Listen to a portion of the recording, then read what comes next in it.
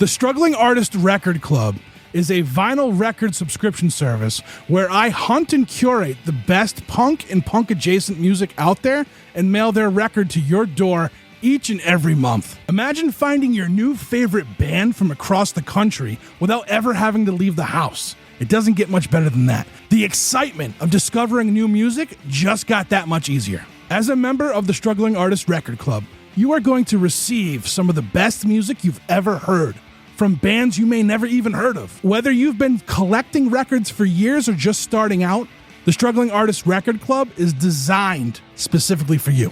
And right now, all new members get a Struggling Artist Record Club exclusive along with the monthly selection. So head to StrugglingArtistRecordClub.com, pick a membership, and start building that collection today. You're listening to the Struggling Artist Podcast. People need to be entertained. They need the distraction. With your host, Trev Allen. I wish to God that somebody would do something to block out the voices in my head for 5 minutes.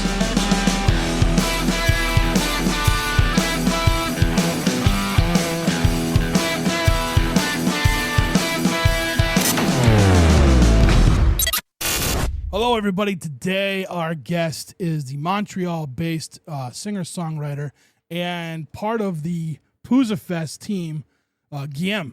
Guilhem was kind enough. I met him at Pouza, and I wanted to talk to him about his musical journey, and this is what it's all about right here. He has a new album out now called The Good One, and I highly recommend you guys check it out. Stick around to the end of the episode to hear a song from the album. This is episode 373 of the Struggling Artist Podcast, Struggling with Guilhem.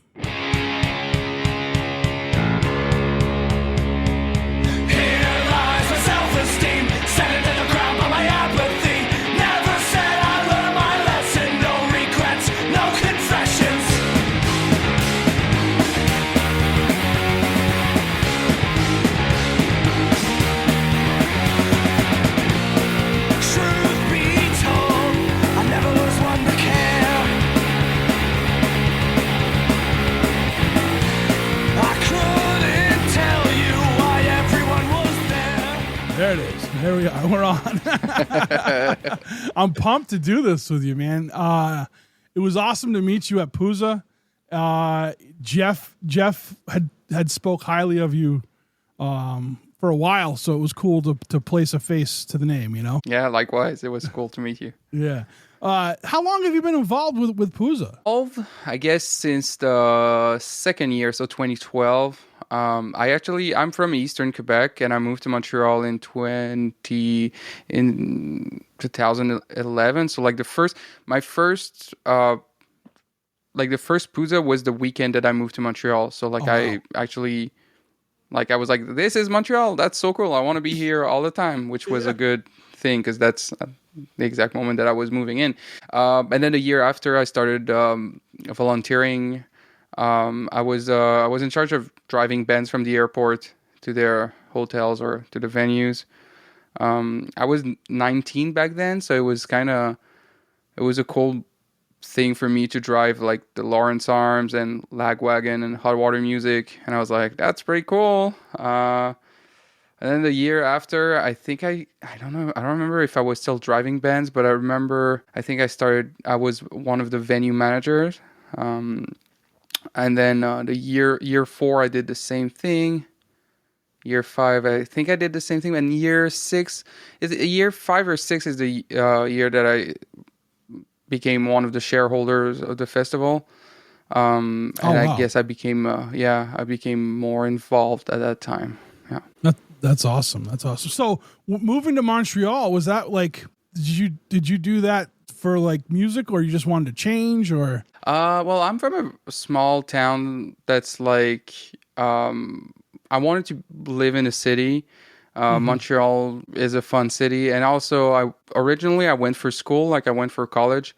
And well, that was the main thing that I told my parents, you know. I told them like, yeah, I need to go to college, which I did. I have plenty of degrees. I'm actually still at school right now. I'm doing a PhD. I do a lot of stuff. So yeah. Was music always part of your life? Like Yeah, I've always been in band since I was 12. Organized my first shows back in my hometown, and when I was 14, I think, was renting an all ages venue, which was not very like it was not a venue. It was just like I don't know, like a Legion Hall where they were having some parties sometimes, but like it was a weird thing because they were having like a Sunday, like if we rented the room on Saturday nights, then we needed like the room had to be very clean in the morning because there was a Sunday morning mass there. Yeah, that was something. And then and I did not when back then, like when I was 13 or 14 and I started organizing shows, I did not know how to do it, and it was kind of a cool experience as like a very young person to just like be like, I was like, so okay, so cool, I called the guy, now the venue is booked, like what's the next step? And like somebody told me like, well, is there a PA there? And I'm like, what is a PA? And I'm like, well, there are speakers and and it was like from the start I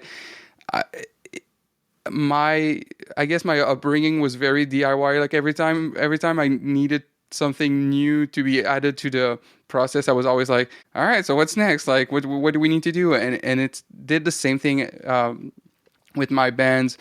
I've always been writing songs, and then it was like, okay, let's record them. Let's try to have our band playing local shows and then playing shows out of town. How do we play shows out of town? We just like find people online that are like-minded and then play some kind of music that is similar to our style of music, and then we ask them, hey, do you want to come play my small town in eastern Quebec, and we play in your town and whatever. And yeah, that's awesome. Did you when you moved to Montreal, then you started getting involved with Puza and everything like that, like it must have felt like a dream come true for you. Yeah, but it was to me, it was like always like baby steps getting involved with this. Cause like I said, the first year was just like, they basically told me like, hey, you have a minivan, you have a driving license, do you want to pick up bands? And I was like, sure. And then like, it was getting more responsibilities every year. So I don't know. It always feels weird. There are some moments like that where I remember, for example, the second year at Puza was with Hugo, who started the festival, the singer from the St. Catharines, and we were side stage watching the Lawrence Arms, and I remember being next to him and watching the Lawrence Arms side stage, which back then was like one of my favorite bands, and I was like, that's unbelievable for me. And I'm glad I still get to experience like moments like these sometimes, like moments that you're like, oh shit, I went from there and now I'm here. It's kind of crazy. I hope I'm never going to lose this. Yeah, I don't think you will. I don't know. I feel like the positive energy you have, it feeds more positive energy, right? So I don't. And if something was to ever happen, I feel like you would just move on to the next thing and kind of make that the next big thing for you, you know? I kind of pick up on like vibes of people, because I for a long time I had a real negative vibe, right? So I kind of like, I would see like, how come nothing ever good happens with me? But like I also wasn't putting myself out there to do it, right? So I think what you do is awesome, man. I really do. And it was just cool because like when I met you and and Jeff, we were talking and you said you had a new album coming out, and I was like, oh, let's get you on the podcast. And then I just happened to be going through my emails, and there's a couple PR companies that send me stuff all the time, and I came across yours, and it was like, it said like Montreal based musician, and I was like, let me just click on that, and then I saw your name, and I was like, oh, I know who this is, so it was cool because like I knew I had to get in touch with you anyway, and I had planned on it. So it was just cool that I got to hear the album right away. That's cool. Yeah, man. And I tell you, it's the first time I listened to your music, and it really resonated with me. I really enjoyed it. I liked it. Like I was like, I listened to it a couple times, and then like, it was funny. I think the night I listened to it was like the day after I had talked to Micah and Vanessa, and nice. And Vanessa's on the album. So it was kind of like a full circle moment for me, because of Puza too. When you play out, do you play with a band now or do you play solo now? I do both. It depends on where I play and what the budget is. Like if the band I play with, they're all friends, but I try to, since it's not like their project, I try to pay them, which I think makes sense. So yeah, it all depends, but I do both. Right. So when was like the last time? So I mean, what are your other projects? Do you have other projects out there like with bands and stuff, or has it always been just under Guilhem? Yeah, I have a band called Lost Love. We haven't done much in the past 2 or 3 years. We've been on a hiatus. I guess maybe next year we're gonna try to do like new music, maybe play some shows. But I've been playing solo shows and I've been playing music. I've been writing my own songs for a long time now, and I guess it all, like, I think it was back in 2011 that like I had a band back then, but the band was not available, and then there was a promoter that was like, okay, so if your band doesn't want to play, do you want to play a solo set? And I was like, well, I've never done that. And he was like, well, you're the one who's writing the songs, so you should be able to just grab a guitar and play your songs. And I was like, sure. And I did it, and I was like, huh, that was pretty funny. So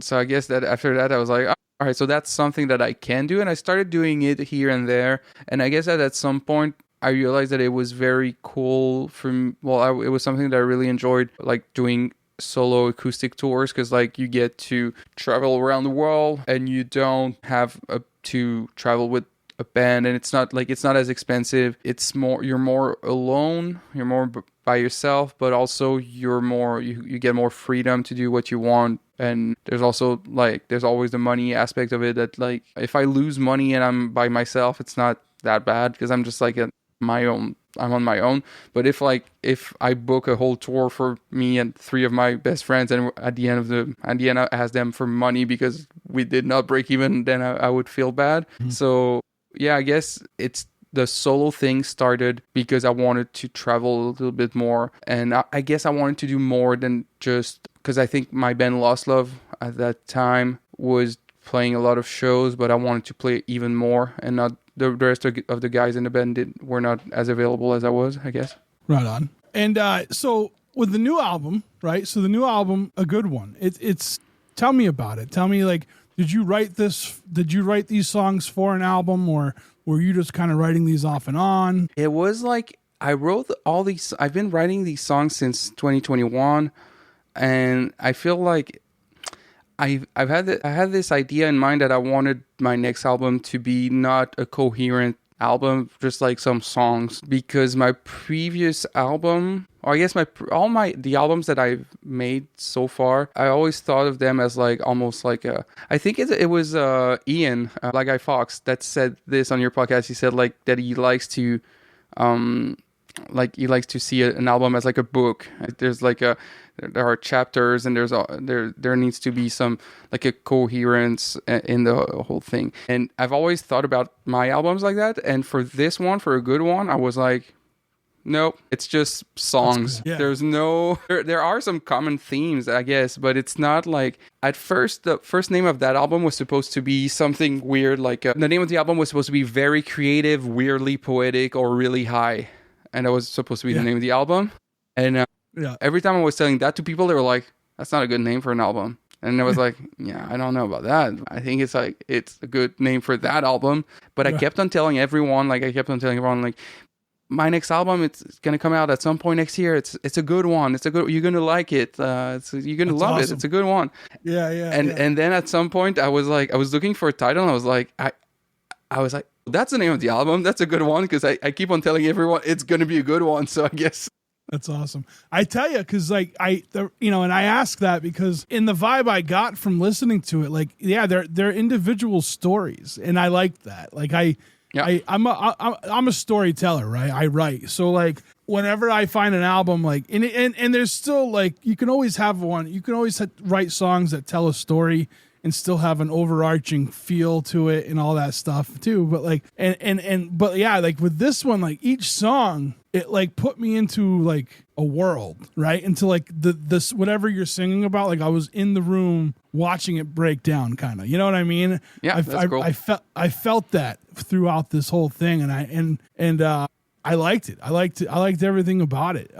I like, especially from like, I want to say it was like Hangover Cure, The Risk, Haunting Highways, like those three. I was just standing there, like I was just like listening to it, you know, and it really did like it encompassed like a whole world for me, you know, or a memory. It triggered like a memory of mine, and you know, I liked that. I liked that. So like, I went back into your Bandcamp, and like I had time today to listen to one.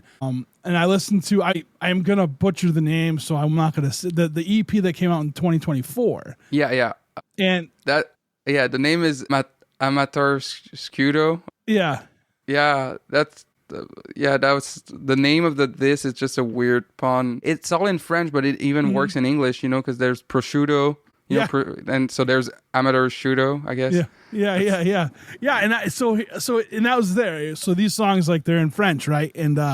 And I was like, I could still feel the songs. Like when we were talking before the podcast started, I had said that like my grandfather was Italian. My grandfather was a musician. Yeah. And he would play songs. He would play like old country Western songs, and then he would write songs like that in English, then he would write songs in Italian. And that's cool. Yeah, and like I wouldn't be able to tell you what he was singing, but like I always felt the music. I think that's a big part of why I do what I do. You know what I mean? I think from like a musical standpoint, like that EP too, like, you know, even though lyrically I didn't know what was going on with it, but I felt it. I felt a lot. You know what I'm saying? Yeah. So I think that speaks to you as a songwriter. Like I mean, you write great songs, you know, I can't wait to go back and listen to the rest of what's on your Bandcamp.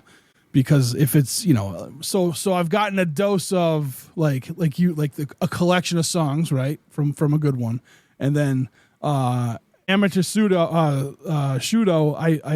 I got like this part of it too, and now I gotta dive into the whole Guilhem discography here, you know. Yeah, and Amateur Shudo is an EP of, it was the B-sides from the two albums that I released in French, basically. So during the pandemic, I basically got a record deal here in Quebec with a like label here that signs bands that sing in French. At first I was like, I've never wanted to write songs in French, because I've always thought that like I don't like a lot of music in French. Like, even though it's my first language, I don't like, I have a few bands that I like, but in general I don't really like it. And it's not like, and what I realized was like, oh, what if like what if I were writing like songs in French, but the songs that I would want to listen to? I don't know if it makes sense. Like what if like I'm the person that could write songs for people to actually enjoy music in French? And it worked for, I would say, like a dozen people, maybe more, but I don't know. It felt like to me like there's a few people here and there that were like, I don't really like music in French, but I really enjoy your stuff. And but what I realized also was like that what I like I told you, what I like about music is traveling, and I did some traveling with these albums. But the weird thing is like whenever like I end up playing shows in the US or in other provinces in Canada or in Europe, in countries that don't speak French, I cannot play like more than 2 French songs in a set, because otherwise people are like they don't want to hear it. So yeah. And I totally understand that. So that's why I'm glad to be back with an album in English, because it resonates more with people. Even though for me, in terms of songwriting, it's kind of similar. Yeah, right on. Yeah. Well, so I mean, 12 songs. That's a hefty album, right? That's a hefty album, and like they're not like your typical like punk rock, like under a minute kind of thing. Yeah, I think they're still pretty short. They're pretty short songs. I always try to keep them short. Yeah, I know someone who's like, he won't do a song longer than like 2 minutes 20 seconds. Like he's got a very hard deadline when he writes a song, which is, I think it's funny that he puts like that much like thought into each song. You know what I mean? And you know, so I mean, so look, can we let's talk about the album a little bit. Tell me like I know you said it was over a time from like 2021, you said, till now, right? Yeah, I started writing and I just realized this like recently when I was listening to the like the first demos that I did on my phone, because I was like checking my vocal, like what's it called, like I don't know, I don't remember the name of the thing on iPhone where you can just record your voice. Oh yeah, that voice app. memo thing. Yeah, the voice memo app. Yeah, thank you. And some of the songs that are on this album, the first drafts of the songs were from 2021. I was like, no way, because I released an album in 2021. I released an album in 2023, and now I'm releasing one in 2025, which means that like 2 albums ago, I was writing this album. So it's to me, and like I said, my 2 previous albums were in French, so that's maybe I put these songs like, oh, next time I'm releasing an album in English, I'm gonna put these ones, and that's what I did. I guess that last year in 2024, in the summer of 2024, this album started when I had a collection of like maybe 20 something songs, and I wanted to do this as much why as possible for this time, because all my albums have been made with some kind of budget where I would go in a studio and spend like 7 to 10 days in a studio. Even though it was my solo project, I was hiring some musicians to come in studio with me, and it felt like a professional thing that I would actually go in studio and like spend a lot of money and take a lot of time. But for this one, I was like, let's try to do as much as possible under like a budget, and let's try to make as much as possible at home. I hired one of my friends, Carl, who's a great musician. He's the one who's playing the drums on the record, and he's also like, he co-produced the album. He helped me like whenever I was doubting myself, he helped me a lot with that. And we recorded the drums at his studio, because I could not record drums at my apartment. Yeah. And then there was another studio in Montreal which is where I recorded my previous 3 albums, where I had some credits there because I paid too much money last time I was there and something like that. So I was like, hey, I'm gonna go in the studio for 2 days and record guitars. So that's what I did. And the rest of it, like the vocals, I did all the vocals at home, all the synths, the acoustic guitars, I think they were in the studio. And then once I had everything, it was just like, the vocals were something very weird for this one, because usually when I do the vocals, it's like a crucial moment in the studio, and I've got like the person behind the board, and I've got usually someone that's producing the album or someone that's helping out, and that they're telling me like, oh yeah, redo that one, like, or oh, you sang that like it was off key, or like do like say this instead of that.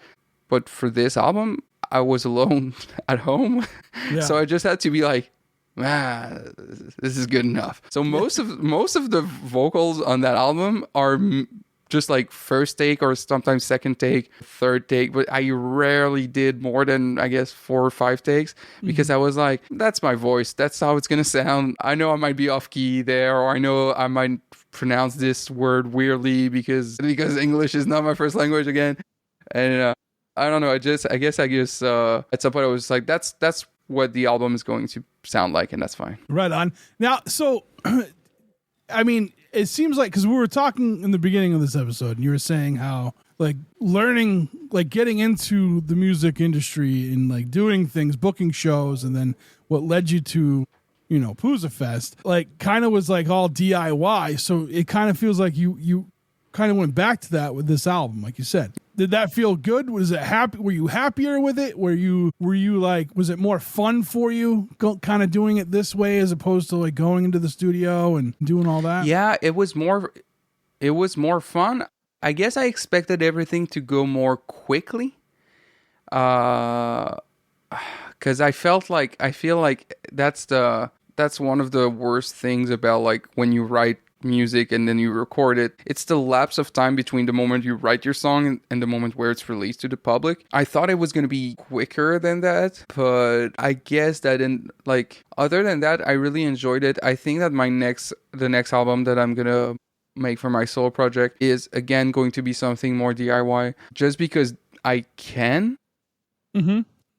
It's just like now that I have like, look at this, I got this microphone, I got another microphone to record other stuff. I got like a couple toys here and there. That's just like, oh, like I can do this at home. And the good thing about the album that I just made was that it was mixed by Frank Turner. So that was a good thing that made me go like, oh, even like I was kind of gambling. I was like, oh, like he's a professional. So like if I'm sending him like not so professional takes, he's going to handle it.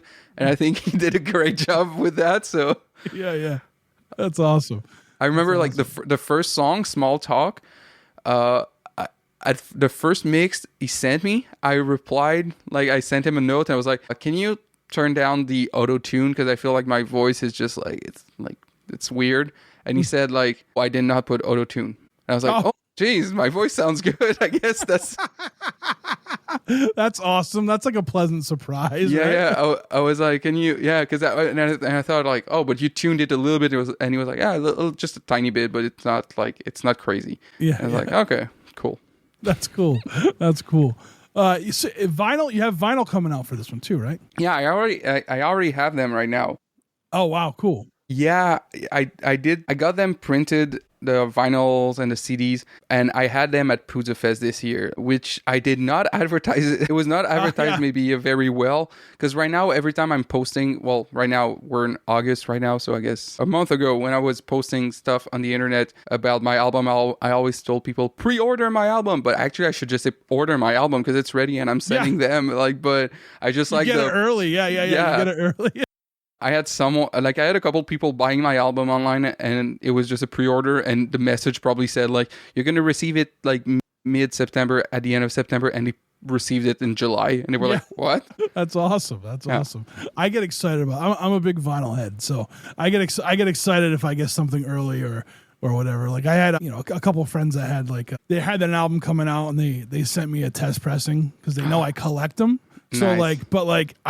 I couldn't help myself. Like I needed to listen to it. You know what I mean? Like I needed to listen to this album. So I had gotten those early and I listened to them and, it's, I like that stuff. I always think too, like whenever someone sends me like they're like, hey, you want to hear a song I'm working on? Like if they send me like a demo or like an unreleased track, like I'm always like, every musician has a treasure chest and it's just full. Yeah. It's full of songs and I want to like be a pirate and just go, not pirate them, but like go and like steal them and listen to them, Oh yeah, I get that. I get like super excited about it. I'm glad you're excited about Test Press because like I thought it was a bigger deal than what it is, because like sometimes I have Test Press of my albums like at my merch tables and people are just like, no, there's like I don't want that, and I was like, all right, whatever.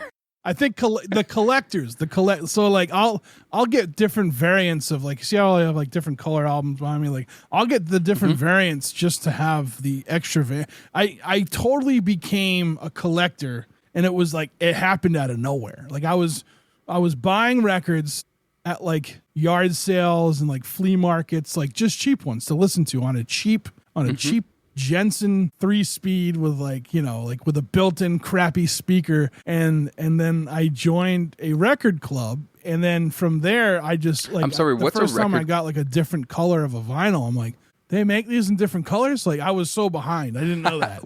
What's a record club? It just kind of stemmed into what it is today. So what's that? Yeah, what's a record club? You mentioned a record club. So I had joined, it's funny, so I had joined a subscription service that would mail me a record every month. And I was a member since I think it came out in 2016, it was started. And then 2 years ago, the guy who was getting rid of it asked me if I wanted to take it over. So now I have the record, so now I have the subscription service, so... Wow. It's it's kind of another weird full circle moment for me. Nice. That's cool. So, it's it's fun. It's a fun little thing I do, just to help spread some music around, So, but hey, what? I wanted to ask you about one of your songs. Oh, go ahead. Yeah. Go ahead. I was going to say, like, do you know how many records do you own? I do not, but I know I've filled a book that could hold, like, write out my catalog, and that holds 250 titles. Okay. Yeah, so I'm over that. I'm over that. And then I think my case over here, I think it holds like 300, and that's full to the pretty full. So. I at home I have like, you know, these IKEA shelves that are Yeah. like, you know, like it's like there's like they're called calyx for those who know. I don't know, like and Yeah, the cube ones, right? Yeah, Like the cube ones. Yeah, yeah. And I had a 2x2, so like 4 cubes, and I think I can put like 240 records in there or something like that. And I remember when I had that, I was like, I should get another cube. But like I remember being like, is 240 like that's a good amount of records? Do I really want more? What's happening with that? And I got another one, but now I'm like, but if I get like another one that like that's again like 2x2, then I'm gonna am I now allowed to get 480 records at home? Right, And I'm like, right. that's a lot of records. I go over. I have probably 35 records behind me sitting in a rack that I haven't listened to yet.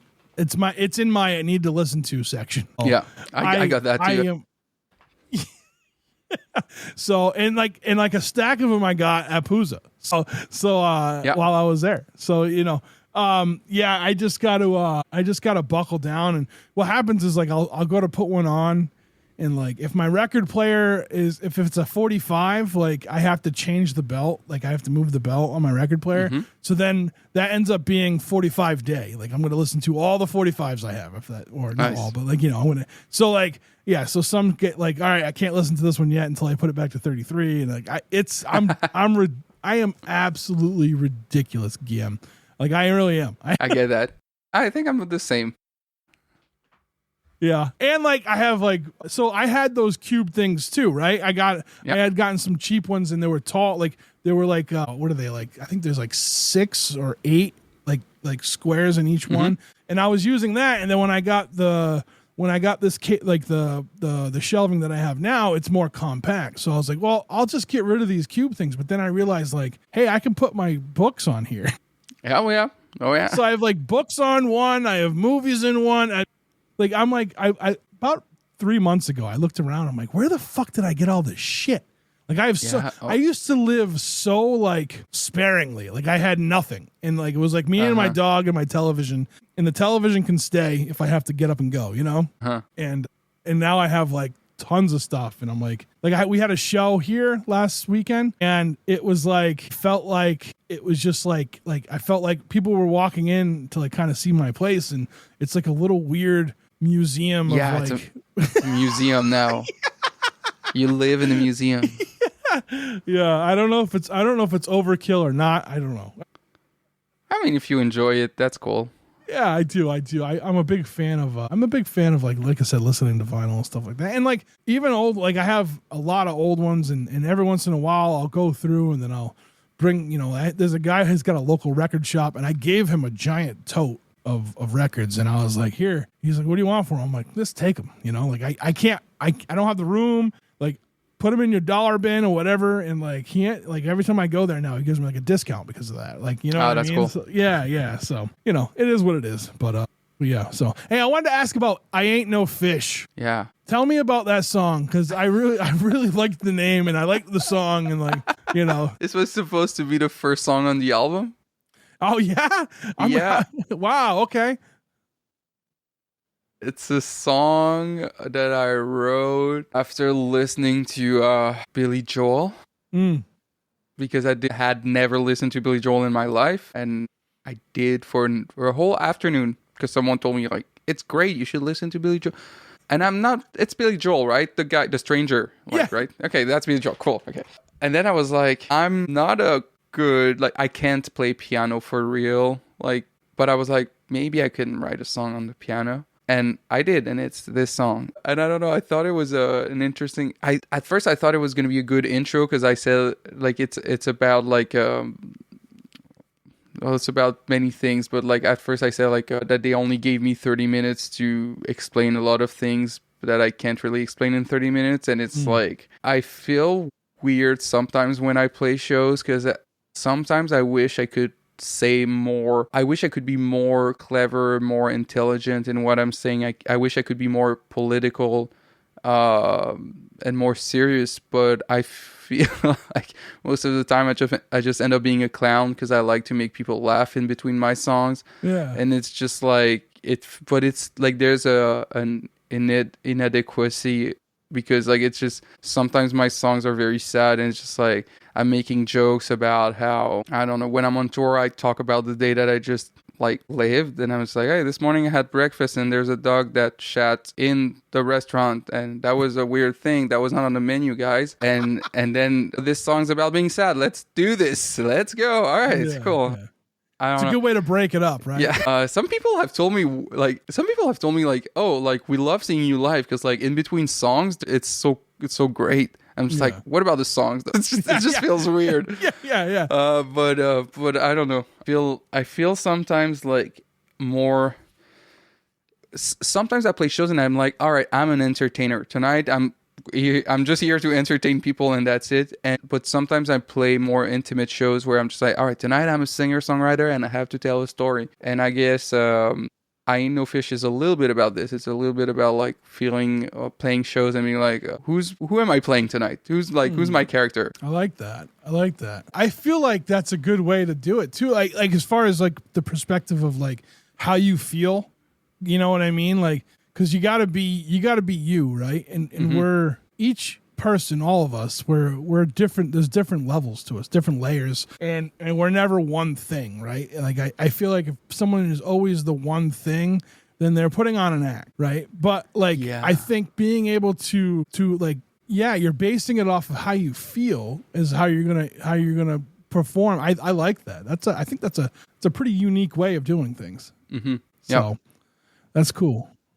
I've toured with bands and I've seen bands that are doing this weird thing where each night they have basically the same thing they say in between each songs. I don't know how they do this. Like, okay, if you're Weezer or Green Day or something like that, I kind of understand that like you need to do this, but even then, I just like I would need someone like a professional, someone very like I would need like Billy Joe Armstrong to sit down with me and to tell me like, actually, Guilhem, it's very important to do this because like, and then we would talk for hours about this and I would tell him like, yeah, but like it's redundant and I don't know. It's to me, it feels weird to like in between songs saying like doing the same things every night. Yeah. But you know what? Like some people are doing it and it's cool. But personally, I don't. For me, like I said, like I like, I don't know. And like, I'm not always the best at explaining things or whatever, but like I base everything in my life off of like a couple different things. And one of them is just like how I feel about the situation, like how I like the vibe I'm getting. Mm-hmm. Right. And like, I think having a vibe where like, you're gonna play a show based on how you feel, like you're in between the songs or whatever it's gonna be based. Like I like that. I think that's even the way that I play my songs are different depending on the context. Oh, really? Yeah. When I'm playing solo acoustic, it's first of all, I never practice. I never rehearse my songs acoustic because I feel like once I know my songs, once I know like the chord progression and I know the lyrics, I'm like good enough. Like I can decide to play it more slowly, more like quickly. I can decide that like, oh, in the second verse, now I'm gonna like just strum it this way, or I'm gonna stop strumming and I'm gonna sing it out loud, like not in the microphone. Because that's how I feel like doing it tonight. And like that, and that's something I really enjoy about playing acoustic and solo. Like every night I can decide to play any songs that I know and I can decide to do whatever I want. And I really like that freedom that you don't necessarily have with a band, because like the band is just going to be like, hey, let's just play the songs we rehearsed. We're not professional musicians here. Let's do our best. Yeah. I think that's good too, because I feel like when I go to a show, like if I'm going to see a band perform live, like I don't need to hear the album version. I already, you know what I mean? Yeah. I've already heard that. Like there's a band I go see a lot up this way. Friends of mine, Coffin Salesman, and like every show is different. Every show, like that's the set, cool. like the set is always different, and like I'm into that. Like I want to know how they're gonna end the set. I want to know what they're gonna open with, you know, and like if they throw something like a new thing in there or a new like little effect or whatever. Like I like that stuff. Like that's the kind of stuff I really vibe on. So I think because like again in like doing a live show, like you're gonna be entertaining no matter what. But like it's cool when it's like we're gonna see something different, right? It's almost like it's kind of like you like subconsciously know or maybe consciously know that like people are gonna see you more than once. Let's give them something each time. Yeah. Yeah. So yeah, I can get down. I appreciate that. I definitely do. Sometimes I just wish that something I wish I would add to my shows would be those moments where I'm like, and this next song is about, and then I say what this next song is about, because usually I'm just like telling random things, and I'm just like, and here's this next one about like being hungover. Let's go. Let's do this. Yeah. That's not what I talked about in the last 2 minutes, but let's do this. Yeah. No, I like that though. I really do. I don't know. And again, like I look at things a little differently, I think, than some people, but I think that's an awesome thing. Like it gets me excited. I have to come check you out on a live show. I got to come see you play sometime, or if Oh yeah. What do you have any shows coming up you want to talk about? I don't have a lot of shows coming up. I'm playing. I guess it depends when this will be released, but it's all shows in Quebec or Ontario. I don't have any shows planned elsewhere in the world at the moment. I'm planning on going back to Europe next summer. In the meantime, it's difficult to think about the future of music, for me at least, in the United States of America. Yeah, no, because I don't blame you. Yeah. Everything's kind of weird here. Yeah. I was kind of looking forward, like a couple years ago, I guess. I was thinking about like, I'm going to record a new album in English and I'm going to release it, and then I'm going to tour in the US. I'm going to get my visa and it's going to be easy. And now I'm like, I'm not sure I want to do this anymore, because it's just like even taking the legal way to do all the paperwork to get your visa, then after that, like, I don't know. It's just... Listen, I don't want to be here. I don't. I really don't right now. Yeah. So I you know what? You might see me in Montreal at some point soon, just to hang out. Yeah, where are you? Where do you live? So I live like in between. I live in Massachusetts. I live right outside of Worcester, Mass. Okay, yeah. So that's Western Mass, is that it?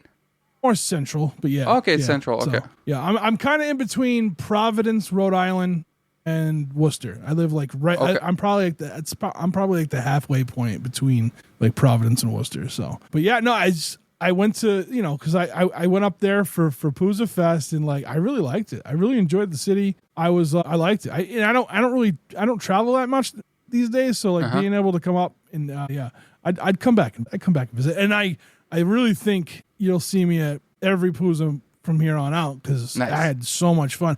I feel like that is the best way for a festival to be run, where you're not all in just one big field for a day.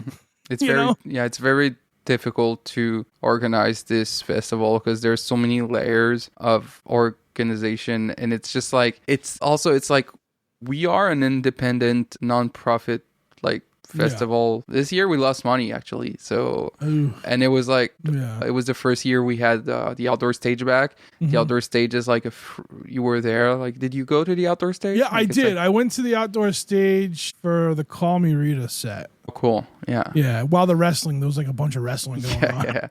So this site is like free. It's free, like you don't need your wristband to go there, because the city of Montreal, they're letting us like do shows there, but the only downside is like we cannot charge anything. So we try to get money out of sponsors and grants, but we don't get enough money to have shows big enough. So like next year we are going to downsize. I think that's what the thing. It's not 100% confirmed, but like I think the plan is to downsize a little bit to another site that's going to be a little bit smaller, but right in the same neighborhood. Yeah. And there's probably going to be smaller bands on the outdoor stage, because like financially speaking, that's what makes sense for us. And I tell you what, I love discovering new bands, so like that's why I enjoyed myself there. So in my heart, Pouzza Fest is a festival to discover new bands. The outdoor stage is something that like a lot of people enjoy. Personally,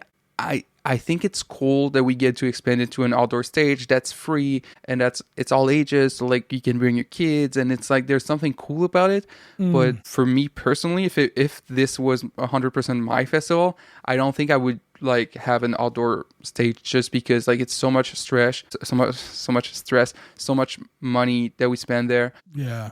I would rather keep it like smaller and indoors. It's also if it's raining. Then like it rained the whole weekend, and that's why I think that's why I blamed me for the rain. I'm sorry, I brought it with me. Oh, it was you? I was like, Jeff's like, it's never rained when I've been here before. I'm like, sorry. Yeah.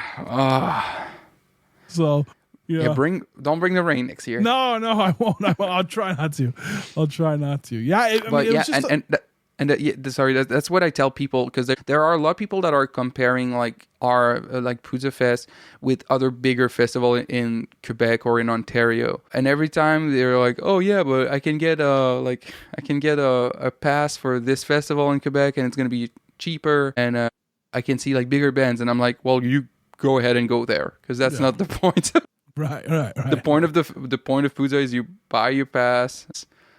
I think like this year, the most expensive pass you could have gotten was like a 220 Canadian dollars, so like 160 US for 3 days. And then you walk around and you discover new bands. And sometimes you're like, I want to see Iron Chic, but then what's that other band that is playing in that other venue next door? Like maybe I'll give them a chance. That's what happened with me. Actually, with that band, I was gonna go back and see I was watching Toys That Kill, and I cut out early to go see Micah, and then when I think Iron Chic was playing like after Micah did back at Foofs, and I was like, I'm just gonna stay here and check out Chad Price. Yes, Chad Price. Yep.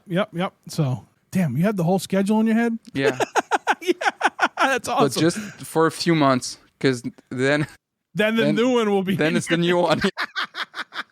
Right on. Guilhem, this was so much fun, man. Thanks for coming on and talking about the new record and just your journey with music. Well, thank you for having me. Yeah, and talking about Pouzza. You know, if you want, let's have you back on when it's closer. Yeah. Like after you guys announce bands for Pouzza, maybe we can go through and like do a special episode. I'll be down to do that. Like if you want to do that once even if when the whole lineup is out, what we could do is we could do an episode where you listen to all the bands before and you pick your 10 favorite bands and I pick my 10 favorites. And then let's do something. Yeah, we'll plan it. We'll have some fun with it. All right. And I'll be down with that. Yeah, cool. And don't be surprised if you see my giant ass walking through Montreal anytime soon. I'm due to get the hell out of here for a little bit. So. Oh, yeah. All right. Sounds good. Thanks so much. Thank you. All right, and that's the show. I want to thank Guilhem again for being today's guest on the Struggling Artist Podcast. In the show notes, you have links to social media, to website, to Bandcamp. Go pick up his new album, a good one. It's a good one. I want to give a shout out to Jeff Bousquet, Christopher Chavez, and Aria Rad for being part of the Struggling Artist team. Check them out on the social media, on Instagram. Jeff at JRBImage, Chris at 716 The Sound, and Aria at Coffin_salesman. Thank you to State Line Records for being sponsors of the podcast. Head to StatelineRecords.com. Pick up some records from a local, independent record label. I'm sure Mark would appreciate it. StatelineRecords.com.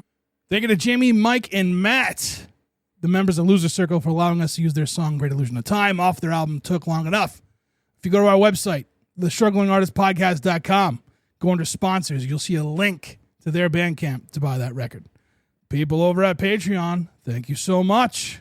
Now that I'm going to be having a new job soon, so I'll be able to do more with the Patreon. We try to do as much as we can, but we're going to have some more going on over there. So head over to patreon.com/podcast TSA and sign up.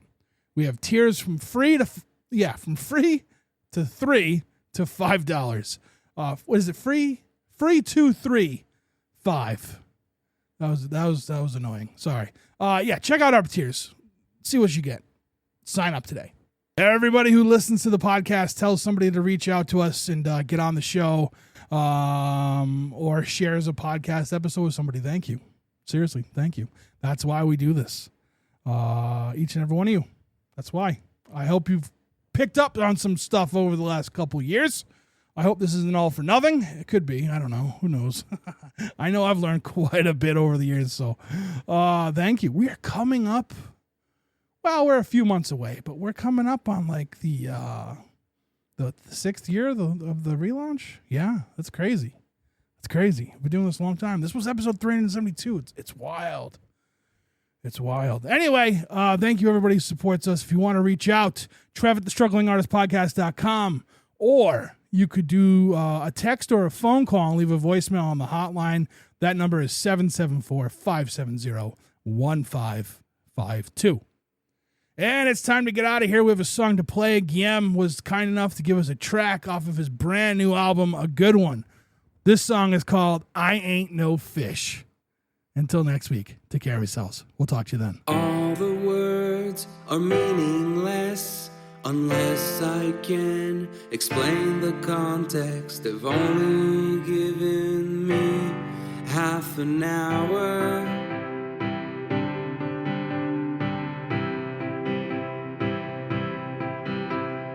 All the pictures on your wall don't mean much if you're not there to tell me all about the good old days.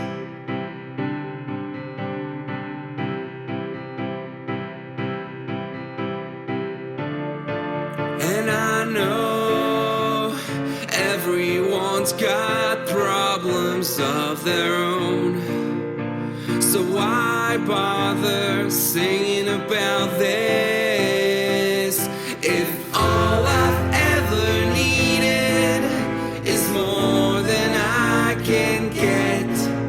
Then I can try to be somehow less needy.